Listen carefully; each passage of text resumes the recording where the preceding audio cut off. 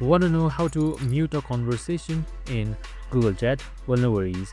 So conversations, if it's spammed, can be annoying to you, and if you want to mute the conversation or see it later, this video is for you. So I'm going to show you how I can do it in just under a minute. So let's get straight to it.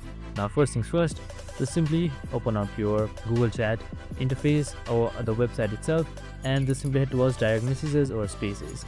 So you can just simply directly select the direct messages and edit accordingly, or right beside it you should be seeing this three dot icon right here. Just simply select that, and here you should be seeing various options popping up.